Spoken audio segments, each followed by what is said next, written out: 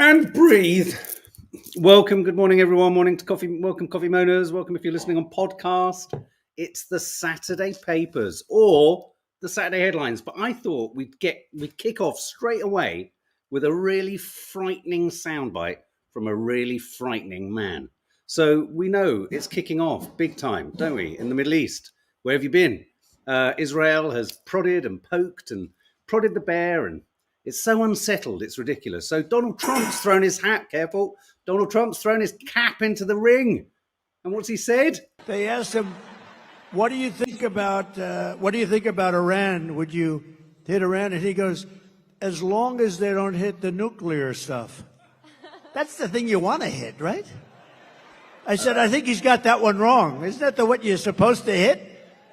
But when they asked him that question, the answer should have been, hit the nuclear first and worry about the rest later. Hit the nuclear first and worry about the rest later. Hang on, let's just pause for a minute. Hit the nuclear first and worry about the rest later. Oh, God almighty. God help us all. Now, yeah, this is frightening. And this is off the back of Joe Biden, Sleepy Joe, saying that, tacitly admitting that essentially Bibi, Nadia made a good point this morning. Does anyone else find it the most Ixville of icks, the way in which Biden calls Benjamin Netanyahu Bibi? Talk about proving the infantilizing of a nation.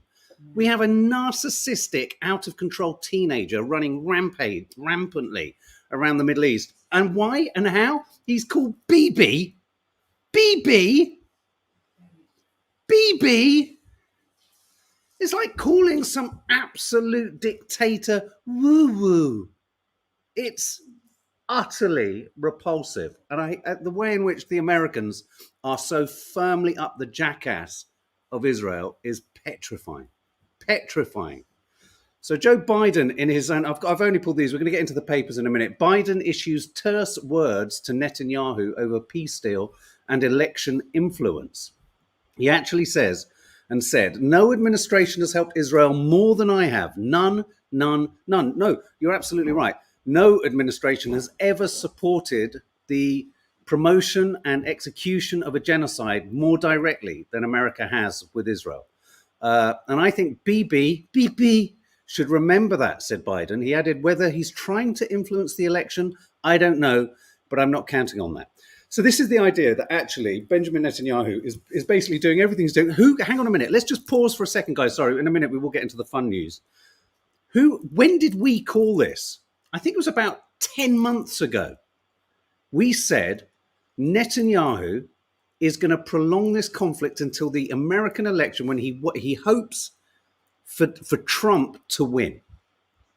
Do you remember us saying that? And it wasn't, obviously lots more voices have been saying that in recent months. We were calling it possibly at the end of October last year. This is clearly what he's after.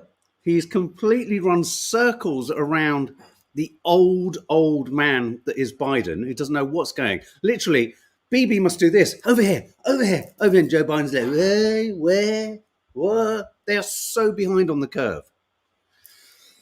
So now we've got Donald Trump saying, why not hit the nuclear? Has Donald Trump got any awareness of what nuclear arms do? Does he know what nuclear is? Has he watched Oppenheimer? Has he got any comprehension? Anyway, that's the news this morning. That's the shocking news this morning. So on the front of The Guardian online, you've got Biden issuing terse words. On the front of The Telegraph, at the other end of the political spectrum, Israel should strike Iran's nuclear facilities, says Trump. And we kind of all know which one Netanyahu is going to go with. Don't strike the oil, do strike the oil. It's just spiraling out of control. It's absolutely ridiculous. In terms of the physical papers, let's have a look at the physical papers today. Hands off our Falklands. Oh, God, it feels like we're in the 80s again, doesn't it?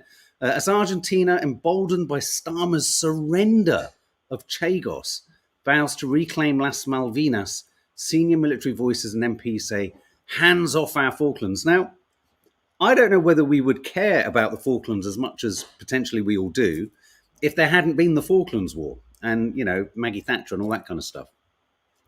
I want to ask you guys, how do you feel? Do you feel that we should own or have ownership of the Falkland Islands? Or are we in a situation where we've essentially inherited an historic fact with lots of, whether they want to be or not, British citizens on the island?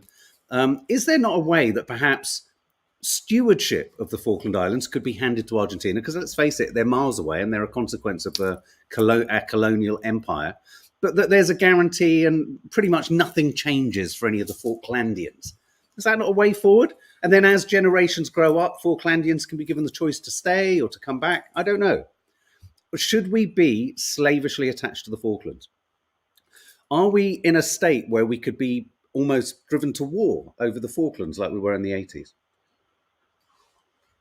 Because all the papers are now wanting to say, because we gave the Chagos back, we're going to give the Falklands back. BSE Games, what do we get from the Falklands? That's a good point. Good question. I don't know. Sheep. Do we get sheep? I don't know. Do we get wool? Something? I don't know. Siobhan Jordan, more occupation. It's interesting, isn't it? Yeah, I mean, it's interesting when you realise how we all just got on board with the Falklands War, and we were all kind of like, well, I don't know if I was particularly, but we all saw it for what it was, which was Thatcher trying to kind of win an election. The oil off the Falklands. Well done, MeTube. Of course, there's always bloody oil, isn't there? So anyway, a number of the papers are talking about this. Hands off our Falklands. Starmer has gone silent on Gibraltar and the Falklands. I mean, here's the thing. We're Brits.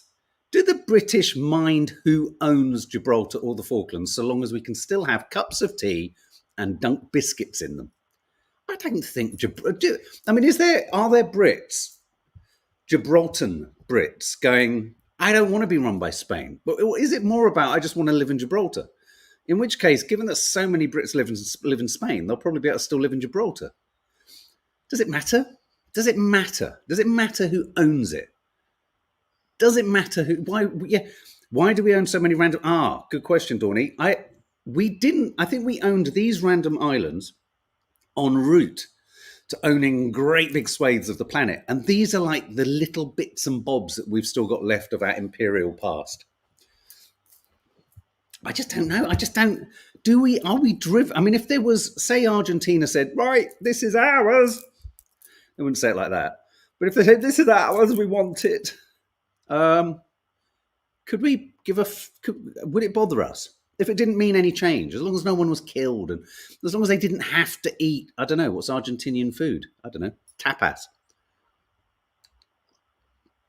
Rhys Roberts, colonialism, that's why.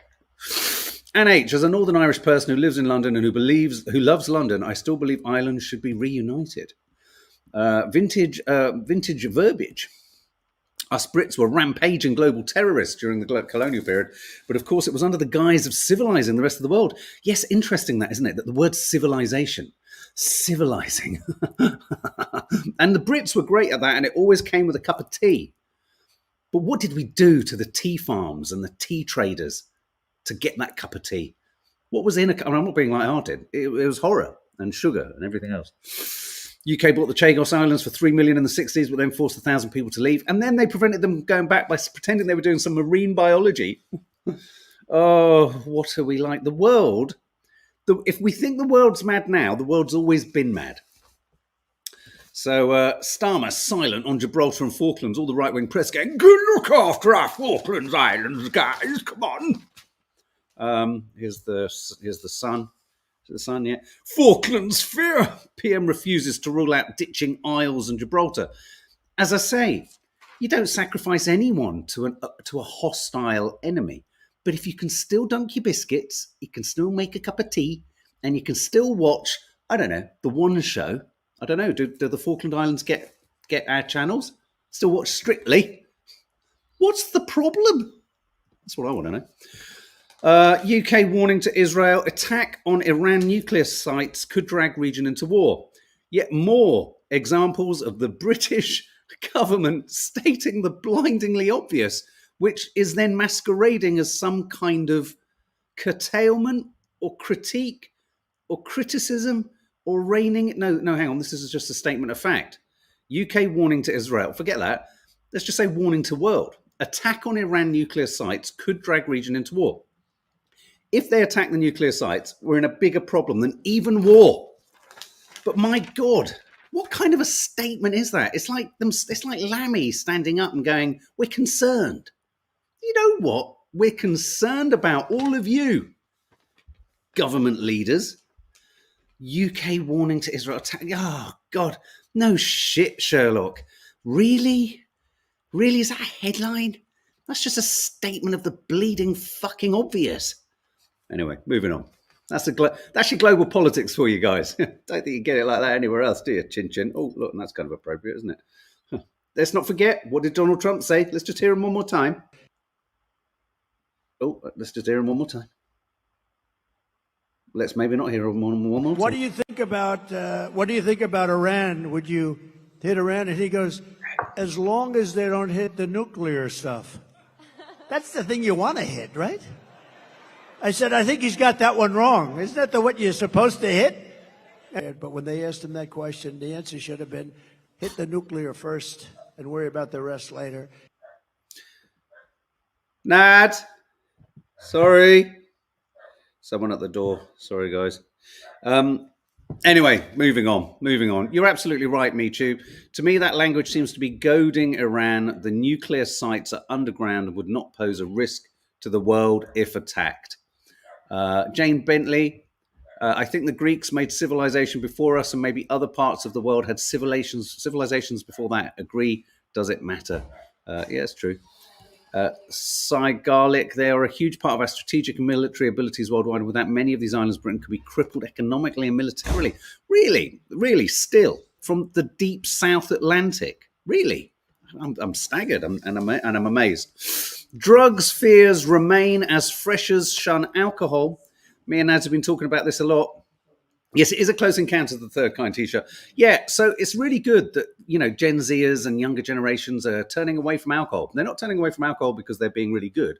It's disproportionately expensive, prohibitively expensive.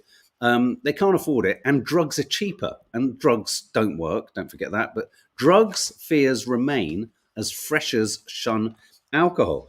So, we've always said, yes, it's good, and yes, it's kind of, oh, wow, isn't it really impressive that but they're all out there taking ketamine. Not all of them, but I mean, a lot of them are. They're not drinking, they're just getting completely smashed in a completely different way, which means it's no surprise that social media and mental health top parents' concerns. In the 1990s, drugs and sex topped parental fears for their teenagers, probably primarily, I'd have thought, around things like the emergence of AIDS and things like that. Though, to be honest with you, sexually transmitted diseases now are so stratospherically high, it's ridiculous. The survey commissioned by non-profit organisation Women of the Year found that 7 in 10 parents listed mental health as their primary concern alongside the influence of social media. And therein lies a direct connection, hey? I like this. Moving into lighter stories. Let's move off that. Flat pack coffin and a vacuuming robot dog are among new UK patents. And look at this. I want to show you this. This is the new lying down computer desk. This looks great. This is great for what they call tech neck. I get, look, his hand is on a sort of mouse kind of thing on the bottom left there. Can you see he's operating that and he's looking up and the screen is through a table? It's basically lying on the floor. New patent applications, a downwards facing computer monitor that can be viewed from under a desk. What else I've got? Other inventions include a bamboo flat pack coffin. Now, when you hear flat pack coffin, can't say it. Can you say flat pack coffin and a vacuuming robot dog makes total sense. What is a flat pack coffin for? Does that mean you basically store your coffin above a cupboard or under the bed? And then what you say to your family is you say, look, when I peg it, don't worry, there's a flat pack under the bed, just chuck me in it. It's a flat pack coffin. Weird one, isn't it? I sort of keep thinking, why is the flat packness of it useful? Am I being stupid? Maybe it's storage. No, not storage. I don't know. It seems strange. Coldplay, guess it. Coldplay are flogging tea sets on QVC. I don't know why I pulled this. There was just something about this that made me laugh. Coldplay went onto shopping channel Q. Has anyone bought anything from QVC? I once knew someone who was addicted to buying stuff off QVC, and they bought. Get this, they would buy stuff off QVC, like moisturizer. They'd use a little bit of it, and then they'd put it in the drawer. Weird. Anyway, Coldplay. The band fronted by Chris Martin played 4 songs from Moon Music on the station in the US, backed by an African youth choir. Because we're older now, we're moving into crockery and Tupperware, he said. Really? The music is really just serving our kitchen line now. Is this a bit of a joke? Is he taking the piss out of Gloop or Snoop or Goop? What's the stuff that is X? Oh, you buy everything from QVC, Sharon Wilson? Really? How is QVC still going in this day and age, asks me, Tube. Killer question.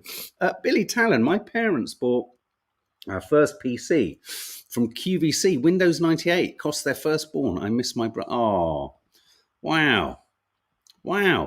I don't know what that means, Lynn Sheard. Don't understand. Better check all the screws are there. Oh, Wendy Stewart, what were they?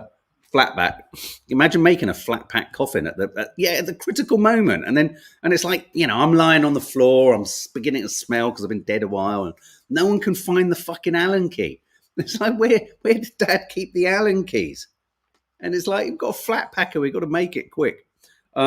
Believe it or not, Britain is entering its first atheist age. Look at that. Who's an atheist here and who's religious? A 3-year study has found that the stereotype of a purposeless unbeliever isn't true anymore. You can be atheist but have deep spiritual or moral values, valuing dignity, rights, and seeing family and freedom as important for the world. Researchers from several UK universities looked at surveys of 25,000 people from Brazil, China, Denmark, Japan to find out why people become atheists. And the vast majority, it's interesting, isn't it? So the UK is entering an atheist age. Figures from 2008 showed 41.8% of Britons believed in God, while 35% didn't. And now 42.9% don't. So the majority don't believe in God. The age of science. But science isn't always accurate. There's this weird belief that science is, when you combine, I don't know if you think about this, Misha, but when you combine science with a financial incentive, science becomes warped. So even the reliability of science, I'm thinking of pharma and things like that. I'm excited about this. Don't know if anyone else is. In 1. Oh, that hurt my sore throat. In 2. Freddie Flintoff's going to be hosting Bullseye. Oh, what is it about darts, guys? I'm obsessed with it. I don't play it. I don't particularly like it. We used to throw darts at Jason Cackett's feet, and they used to enter his feet, and he'd stand and go, I didn't cry. 180. But Bullseye, that great show, that brilliant show. Freddie Flintoff is now going to be the presenter. Yeah, and I when I was a kid, I always wanted one of those bully China kind of thingies there. I hope if they do a celebrity Bullseye, I'm going to say, Naz, let's get us on it. Then she can get me a Bullseye. I want a Bullseye trophy. You're Christian, April. Oh, lots of Christians in the room. Not an organised religion, but I believe in I have a spiritual centre. Absolutely. Call me cynical, says Mitri, but religion's given us nothing but war. Well, there is that fact. It's an unfortunate fact. Really important news. Nick Knowles is out tonight. Strictly Nick. I'm out. Star forced to quit. He's had so many injuries, this guy. He needs to sort his shit out. He's more fragile than a lettuce leaf, isn't he? And Nick Knowles is out tonight's live strictly after injuring his knee. Apparently he's on crutches. I don't think he's going to recover from that quickly, is he? Oh, Strictly. It's literally hobbling along, isn't it? Hobbling along. Now, as I understand it, lots and lots of people are watching the monster, the Menendez Brothers. Is anyone watching that here? New evidence may bring murder retrial for the Menendez Brothers. A lot of controversy around this because, of course, yes, a crime was committed, but no one has really explored the extent to which the brothers were victims in the build-up to the crime. But I know that it's caused a lot of kind of. I have a real problem with Ryan Murphy, who's the producer. I feel he kind of. He did Dharma, didn't he? It's not that I used to love American Horror Story, but I feel he turns everything into something a bit of a camp fest. It's weird. There's a strange kind of disconnect at work within the producer Ryan Murphy's stuff. Anyway, it's very popular. The Menendez Brothers series. Eric and Lyle Menendez, in case you don't know, shot their parents in the Beverly Hills mansion in '89. They called the emergency services in tears, claiming they discovered the bodies. They admitted the killings, but said they did so in self-defense because their father had sexually abused them while their mother turned a blind eye. Much of the abuse evidence was deemed inadmissible, and they were sentenced to life in prison. But it looks like they're going to be allowed to resubmit evidence, and there could potentially be a retrial. No, I don't mean a camp fest like that. I mean a camp fest like, I don't know, it just becomes, it's all a bit, it's weird. Ryan Murphy's touch on things is odd in the end. He starts well, and then everything becomes, he sort of neuters the strength or the actual emotional truth of things, I find. He's always drawn to the sex side of things as well. I mean, and I mean that in the darkest as well as the frothiest of ways. So anyway, so that's moving on. Drizzle of hope for shoppers as end of drought cuts olive oil price, which means every time you hear Dina and Nadia say, use some olive oil, and everyone goes, fucking hell, it costs an arm and a leg. That could be going down. That could be changing. Where have I put that story? Here we go. Drizzle of oil. Olive oil prices are predicted to halve in the coming months as the end of a drought in the Mediterranean looks set to produce a bumper harvest. Fantastic. So no oil, expensive, suddenly lots of oil. So, yeah, there you go. Phone messaging, doing heads ping. We get, on average, 146 alerts a day getting in way of working. Brits are slaves to their phones, bloody hell. With a third checking the device every time it pings. Who here, as soon as you get a ping, immediately looks at it? Or who here immediately looks at it and then pretends not to have looked at it? I mean, I have all my alerts off so that my phone doesn't... I mean, Dina often has her phone on ping, ping, ping, ping, ping. It's the most annoying thing in the world. Betty, Nadia's mum, has an arrow landing on its target. I quite like that one because when it lands, you feel like, someone's been struck. But do you check your phone with every message that you get? 6 in 10 people are unable to go for a whole day without looking at their mobiles, while a quarter admit keeping up with social media affects their productivity. The average smartphone owner is bombarded with 146 texts a day. Crazy shit. I don't hear them, says Creatorholic. My brain has tuned them out. They've done tests on mice, and mice choose their addictive nature over food. Have they got little mice phones? They should try mice with a little kind of iPhone. And it goes ding. Maybe they could do a ping that sounds like a piece of cheese. Boom. Is that a cheesy ping? Boom. That sounds like cheese, doesn't it? Boom. Oh, now I'm imagining a little mouse with a little iPhone. 6 hours and 36 minutes. That's the average sleep time for women aged 40 to 60 going through the menopause. All I've got to say is, lucky you, fuckers. I want to be in the menopause if you get 6 hours, 36 fucking minutes. Sorry. I've had 5 hours, 31 every night for the last 5 nights. The average sleep time for women, middle-aged women manage an average of just 6 hours and 36 minutes due to frequent insomnia and night sweats. Fucking hell, I'm getting 5 hours 31, frequent insomnia, night sweats, constant trips to the loo, all sorts of aggravations going on at night. Did you know that apparently we as creatures at night creatures walk over us all the time? Do you know that? Spiders, flies, moths. They're checking us out all night, even in our sleep. So all I say to these women, look, we're very, very pro, and, we're up menopause awareness and everything else, don't worry. But 6 hours, 36 minutes, you've got nothing to complain about. That is a good night's sleep. Get a grounding sheet, Mark. Creatorholic. What do you mean, in case I wet myself? Don't really understand. Blessed are the geek. Blessed are the geek. People with geeky hobbies, such as building model railways, are much happier. Yeah, because they've got no one else to worry about. They've got no friends. They're on their own, and they're just weird. No, I'm joking. Gentle pastimes were linked to better mental health with an overall greater life satisfaction. 4 in 10 Brits have at least one current hobby, with people dabbling in an average of 5. 5 hobbies? 5? 5? I mean, is something like gardening a hobby, or is it just something you need to do? There's this fine line. Is drinking tea a hobby? What's a hobby? Making bread, a hobby, but you've got to eat. Isn't it funny how a lot of hobbies actually verge into being necessary? Like cooking could be a hobby for some. It's a necessity for others. So blessed are the geek. Nerds are happier. They certainly look happier, don't they? Whenever you see a nerd or a geek, they're usually grinning and laughing insanely and dribbling a little bit, aren't they? They've got a little bit of dribble. That's me anyway, when I'm geeking out. Poetry's been in the headlines this week. Apparently a poem is really important. In fact, we saw some fabulous poetry the other night. Poetry in motion to enhance your sense of well-being. We need more prescriptions of poetry. Figures from a survey this week by the National Literacy Trust show that half of children are not engaging with poetry. Okay, let's ask an honest question. Who here at school liked poetry or hated poetry? It's all in the teaching.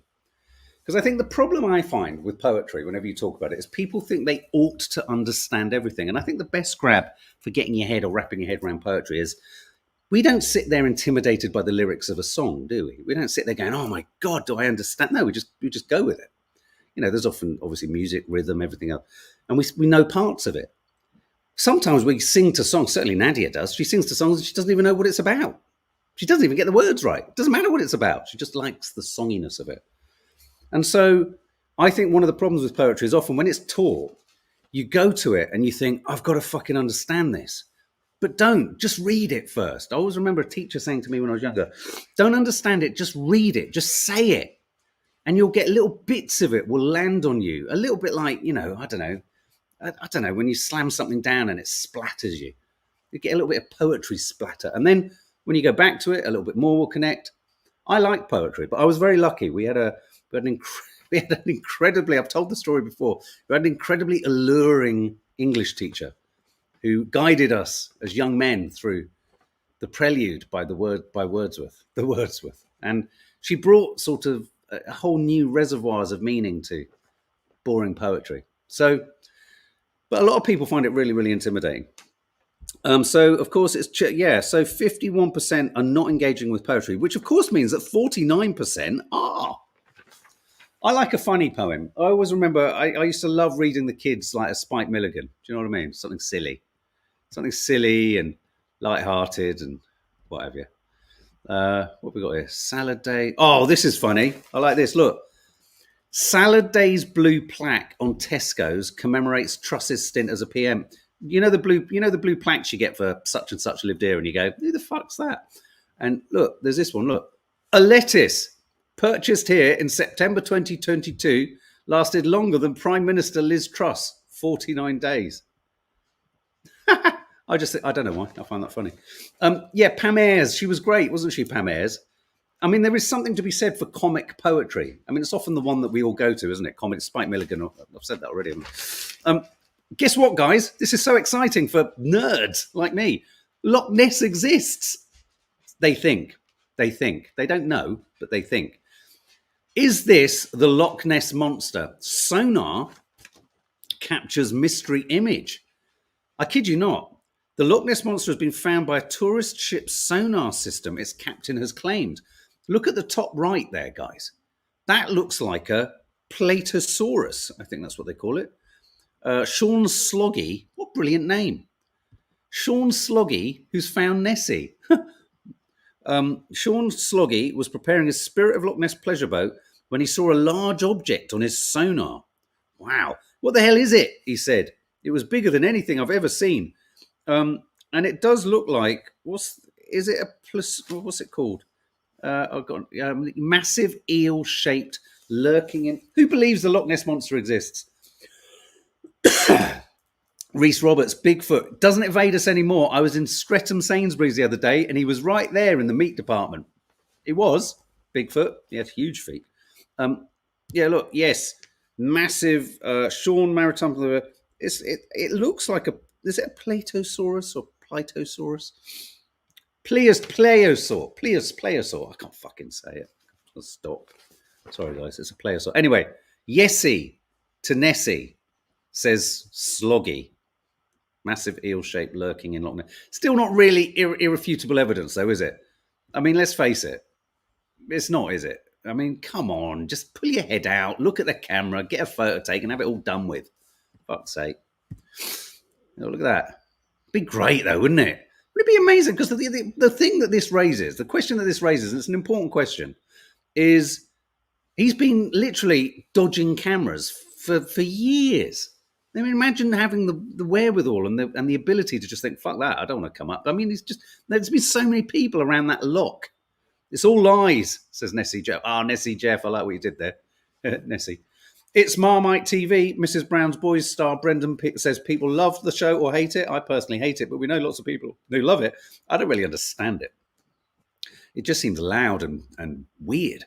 But yeah, don't know why I pulled that. I just kind of, his face makes me chuckle, I must admit. Look at that face. Kind of want to kiss it. I don't really.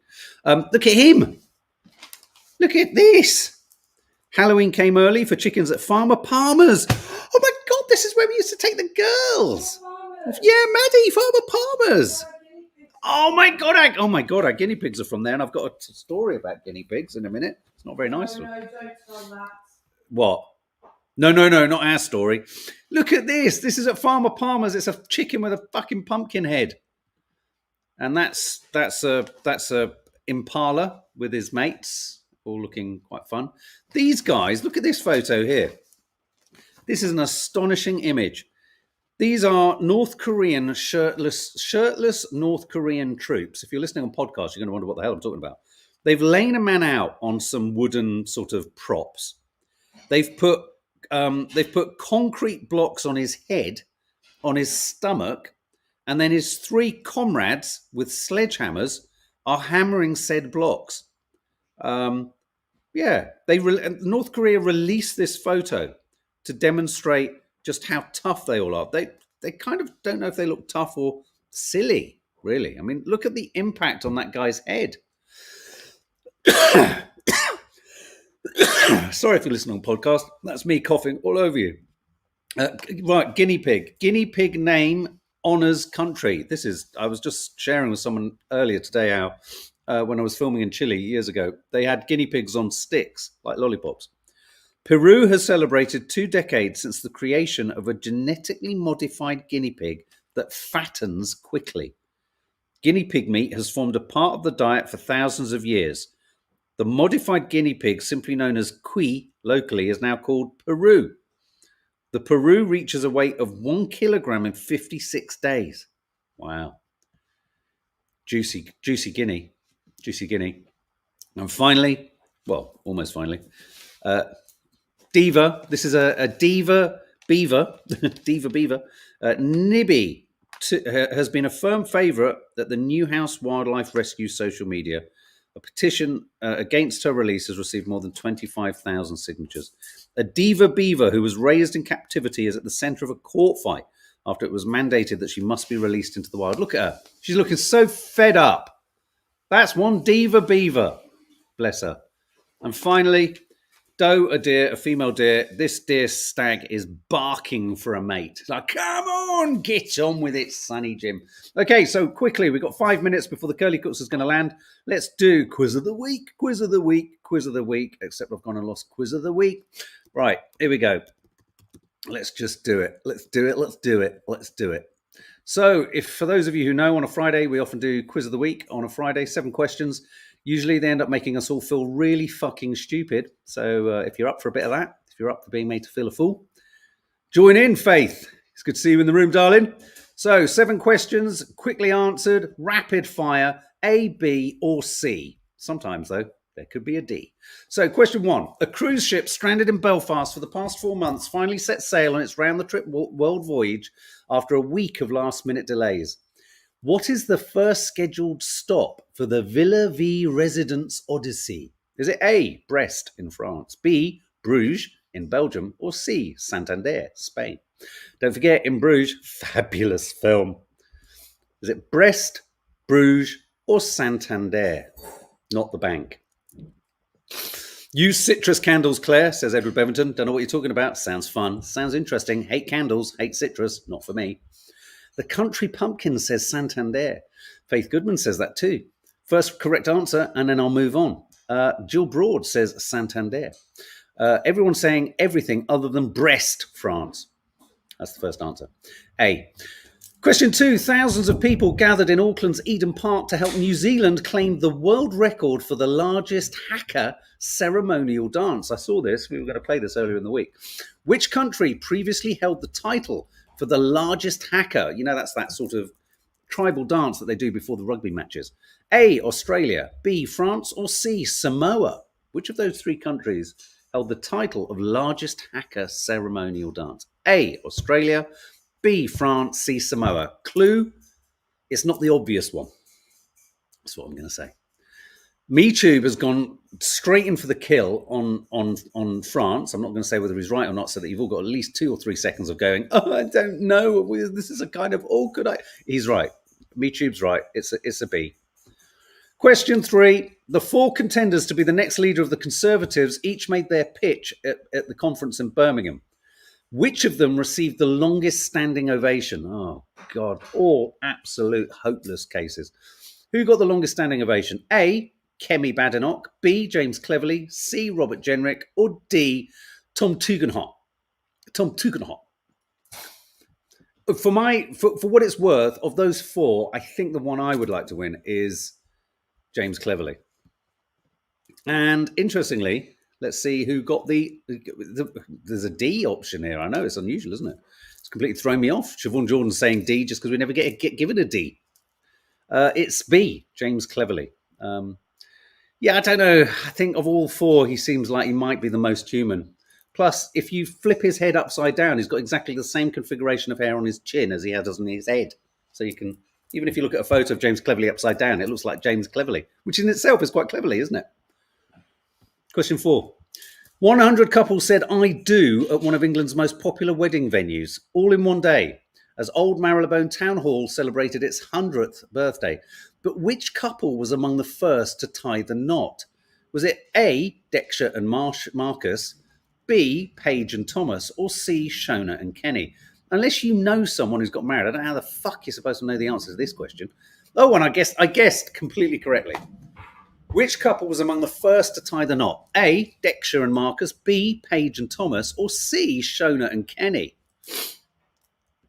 Cleverly and Tugendhat are most moderate, but unfortunately Tugendhat is a huge supporter and backer of, I mean all Tories are, of the Zionist mission in Israel. The answer is C, Shona and Kenny. Shona and Kenny. Question 5. The Chicago White Sox baseball team broke the modern-day record for most losses in a Major League Baseball season with their 121st defeat of 2024. Which team's record did they break? A, the Chicago Cubs, B, the Detroit Tigers, or C, the New York Mets? Ooh, ooh, na na na na na na na. A, the Chicago Cubs, B, the Detroit Tigers, or C, the New York Mets? Faith Goodman says the Mets, and I think you might be right. There you go. Been banging on to Maddie for years. She needs me as a backing vocalist. She might listen. Question 6. Paleontologists. I just wanted to say that word. It bears no relation. No, it does. Paleontologists in Canada unearthed a 600-pound skull of a plant-eating dinosaur that roamed the Earth 72 million years ago. And apparently, it's got the same DNA as Dina. That's weird, isn't it? Nicknamed Big Sam, what kind of dinosaur was it? A, a Pachyrhinosaurus. B, a Styracosaurus. Or C, a Triceratops. Whoa, that is one heavy big skull head. Is it A, a Pachyrhinosaurus, B, a Styracosaurus, or C, a Triceratops? I don't know what I'm saying. I'm just saying weird letters and phonemes in a strange order. Oh, suddenly I wanted to play dinosaurs. I actually, as a kid, didn't like playing with dinosaurs that much. I found them a little limited. It's because their arms didn't move. They were always a bit stiff. Do you know what I mean? It's A, Pachyrhinosaurus. Moving into the last question, and then it's Curly Cooks of Croydon. Final question. Warm tributes were paid to actress Dame Maggie Smith, who died aged 89.